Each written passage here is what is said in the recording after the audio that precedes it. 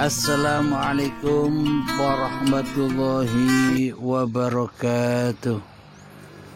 Bismillahirrahmanirrahim. Ashhadu an la ilaha illallah wa ashhadu anna Muhammadar Rasulullah. Allahumma salli ala sayyidina Muhammad wa ala ali sayyidina Muhammad. Rabbi shrah li sadri wa yassir li amri wahlul 'uqdatam min lisani yafqahu qawli. Amin. Bismillahirrahmanirrahim. Salam santunku, salam hormatku untuk para sahabat tercinta di dalam maupun di luar negeri. Semoga kita semua selalu mendapatkan rahmatnya Allah. Amin ya rabbal alamin. Bismillahirrahmanirrahim. Wa ma khalaqtul jinna wal insa illa liya'budun.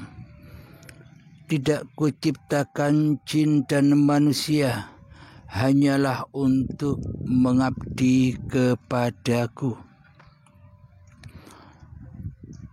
Makna mengabdi kepada Allah adalah mengabdi tidak menjadi Allah. Cara mengabdinya manusia itu tidak menjadi Tuhan. Cara mengabdinya manusia itu tidak menjadi penguasa. Dan cara mengabdinya manusia adalah tidak merasa bahwa hidup ini adalah hidup manusianya. Itulah hakikat mengabdi. Itulah hakikat kembali.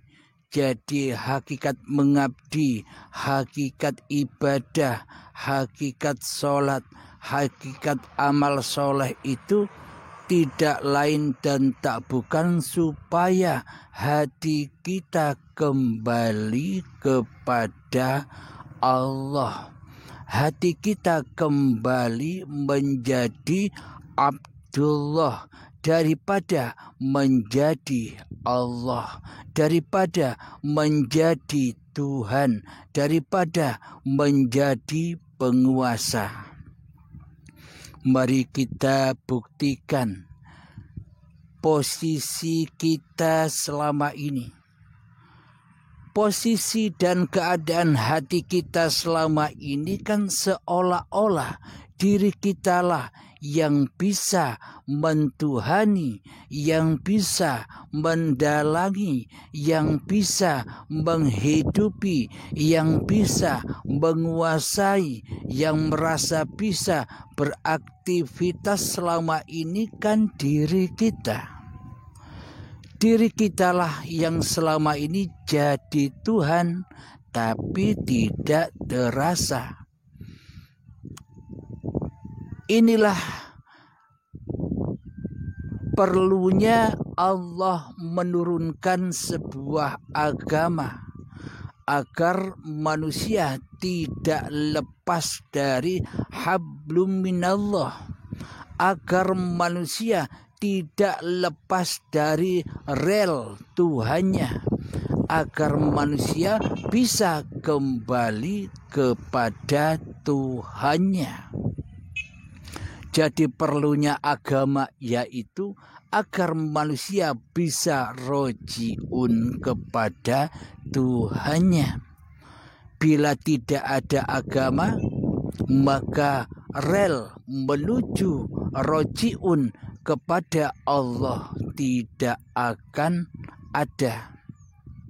Maka dari itu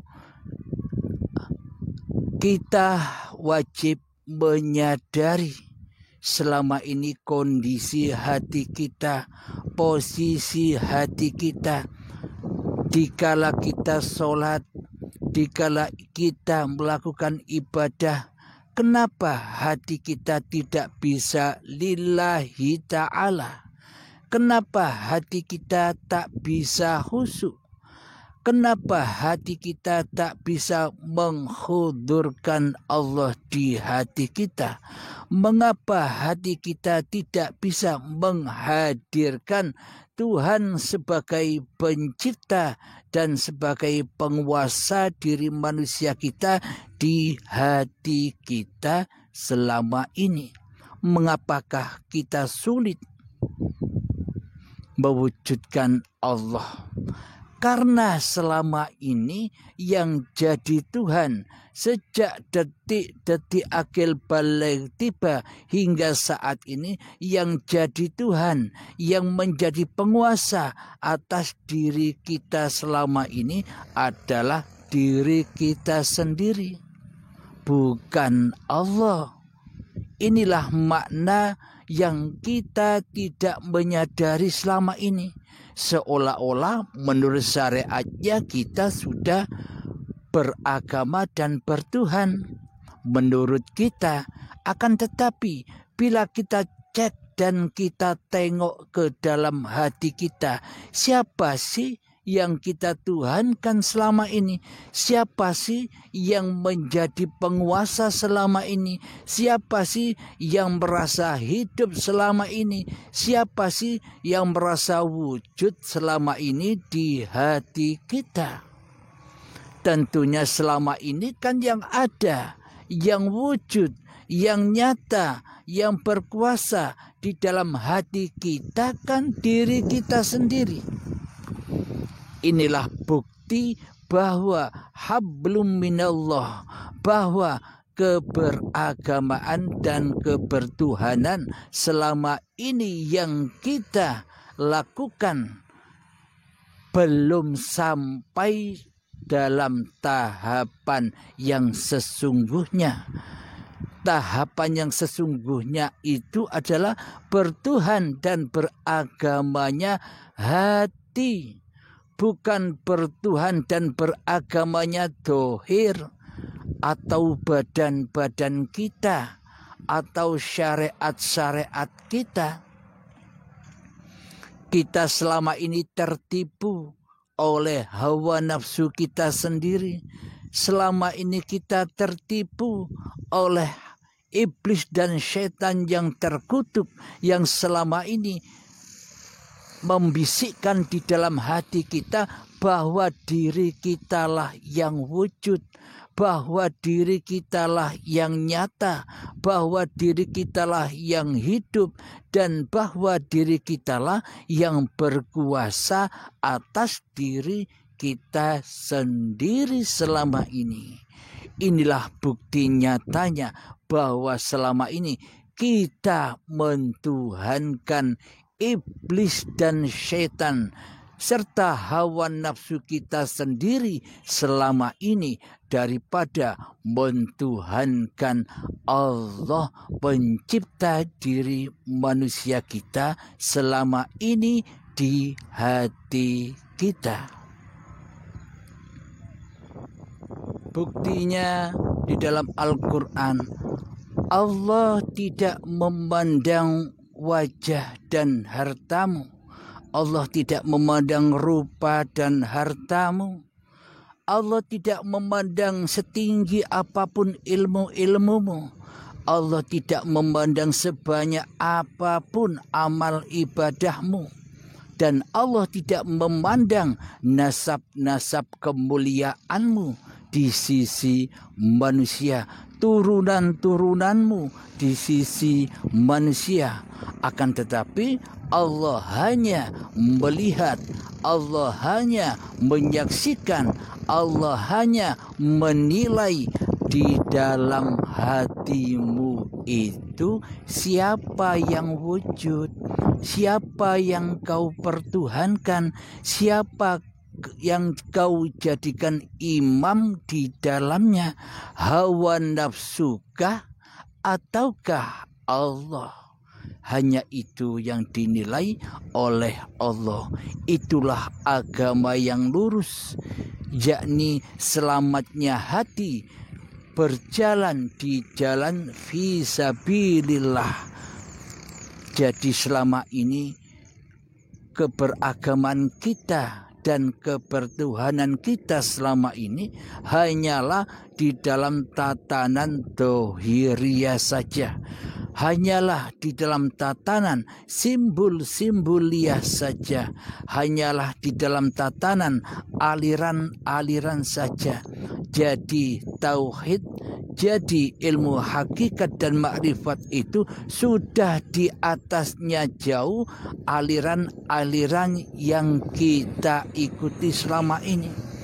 Jadi bila aliran apapun Anda, bila Anda bertuhankan kepada Allah dengan agama yang lurus, dengan hati selalu mentauhidkan Allah daripada mentauhidkan hawa nafsu kita sendiri, inilah agama yang lurus. Inilah agama yang diterima oleh Allah, yakni hamba yang sudah mengabdikan hidup dan badannya kepada Tuhan pencipta dan penguasa diri manusianya di hatinya.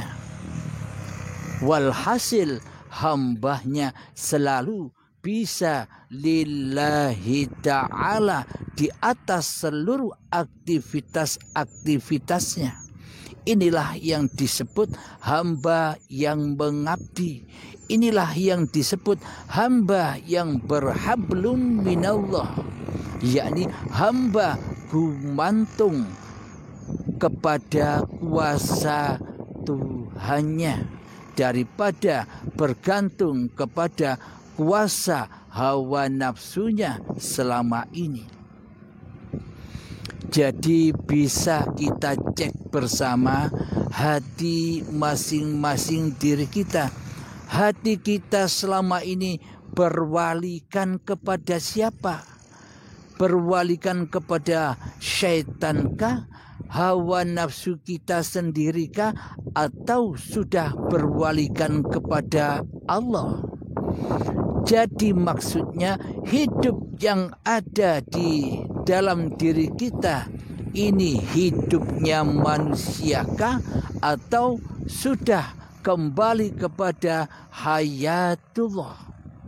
Jika di dalam hati kita merasa, kita menyangka bila hidup ini masih hidup manusianya, inilah lembah kebatilan, inilah lembah dosa, yakni manusia yang merasa bisa mendalangi, bisa menguasai hidupnya sendiri, seolah-olah manusia ini sudah tidak percaya di dalam hatinya bahwa dirinya ini adalah ciptaan Tuhan, ciptaan Allah, dikuasai oleh Allah. Lalu apa bedanya dengan iman yang dimiliki oleh Fir'aun selama ini, yang mana Fir'aun tak percaya adanya Tuhan? Ia hanya percaya kepada syaitan yang terkutuk dan hawa nafsunya di hatinya, bahwa dialah Tuhan, bahwa dialah yang wujud, bahwa dialah penguasa di dalam hatinya. Jadi iman dan akidah kita selama ini terbalik apa tidak para sahabat? Mestinya di dalam hati kita yang nyata, yang wujud adalah Tuhan pencipta diri kita. Loh kok malah kita yang menjadi Tuhannya, kita yang menjadi penguasanya, kita yang menjadi pemimpinnya, kita yang menjadi wali di dalamnya, berwalikan kepada hawa nafsunya sendiri, berwalikan kepada kedirian nafsu manusianya sendiri di hatinya, daripada berwalikan kepada Allah sebagai penciptanya. Inilah kesesatan diri kita selama ini yang belum kita sadari, yang belum kita ketahui. Karena itulah inilah jalan pulangnya manusia. Karena itulah inilah rojiunnya manusia kepada Tuhannya, baik rojiun sekarang atau besok. Maka tetaplah manusia itu rojiun kepada Tuhannya secara rela hati, secara ridhonya hati, ataukah nanti secara terpaksa ketika berhadapan dengan hari perhitungan, dengan hari pembalasan di saat menjelang syakaratul maut, yang mana di dalamnya disitulah diperhitungkan oleh Allah hak-hak Allah yang selama ini kita akui sebagai hak diri kita. Alhamdulillahirrabbilalamin.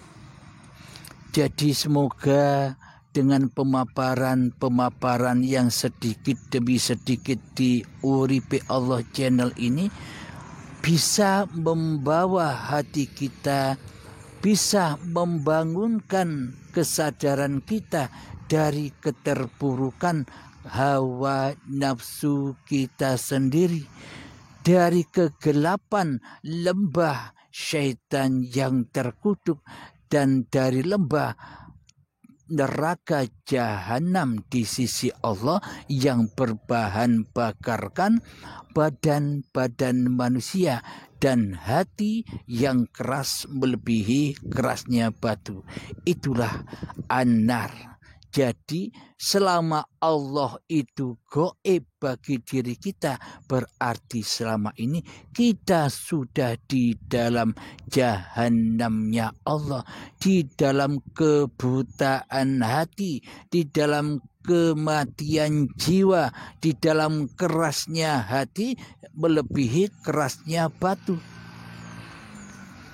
Jadi kapankah manusia pindah atau hijrah dari alam kegelapan menuju alam yang terang benderang?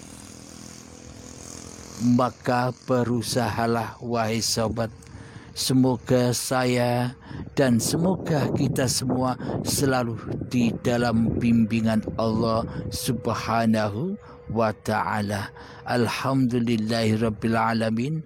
Rabbana atina fid dunya hasanah wa fil akhirati hasanah wa qina adzabannar. Rabbana atina fid dunya hasanah wa fil akhirati hasanah wa qina adzabannar. Rabbana atina fid dunya hasanah wa fil akhirati hasanah wa qina adzabannar. Wa sallallahu ala sayyidina Muhammad wa ala alihi wa sahbihi wa sallam. Walhamdulillahi rabbil alamin. Assalamualaikum warahmatullahi wabarakatuh.